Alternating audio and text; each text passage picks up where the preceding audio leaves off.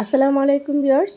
আজ আমি ধুন্দুল দিয়ে নতুন একটি রেসিপি আপনাদের সাথে শেয়ার করব। তো চলুন তাহলে শুরু করি। আমি এখানে মাছের একটি লেজ নিয়েছি। এই লেজটি লবণ, হলুদ, মরিচের গুঁড়া এবং রসুন বাটা দিয়ে হালকা ভেজে নিয়েছি। তারপরে আমি কাটা ছাড়িয়ে নিচ্ছি। এরপরে আমি ফ্রাইং প্যানে চলে আসলাম। তো তেল দিয়েছি, পেঁয়াজ কুচি দিলাম এবং মরিচ ফালি করে দিয়েছি। ঝাল যদি আপনারা বেশি খান তাহলে আরেকটু বাড়িয়ে দিবেন।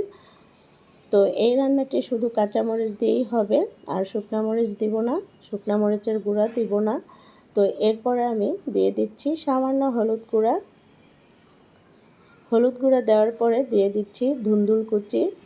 আপনারা গোল করে কাটতে পারেন বা এভাবে কাটতে পারেন, আপনাদের ইচ্ছে। তো এরপরে আমি লবণ দিয়ে দিচ্ছি সামান্য। এখানে আমি কচি কচি 4টা ধুন্দুল নিয়েছি, আপনারা আপনাদের মতো নিয়ে নেবেন। তো এরপরে আমি নেড়ে দিচ্ছি। আর ধুন্দুল রান্না করতে বেশিক্ষণ সময় লাগে না, খুব অল্প সময়ে ধুন্দুল রান্না করা হয়ে যায়। তো ভিউয়ার্স, এখনও যারা লাইক দেননি তারা প্লিজ একটা লাইক দিয়ে কন্টিনিউ করবেন।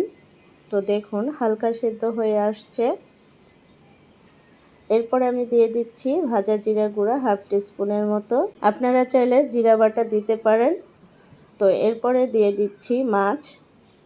আমি মাছের কাটা ছাড়িয়ে নিয়েছি। দেখুন এখানে আমি একটা লেজ নিয়েছি। আপনারা যদি বেশি পরিমাণে রান্না করেন তাহলে মাছ আর একটু বাড়িয়ে নেবেন।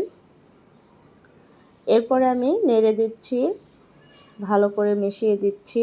আমরা অনেকেই ধুন্দুল দিয়ে চিংড়ি মাছ রান্না করি।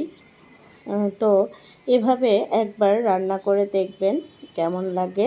আমি তেলাপিয়া মাছ দিয়ে রান্না করেছি।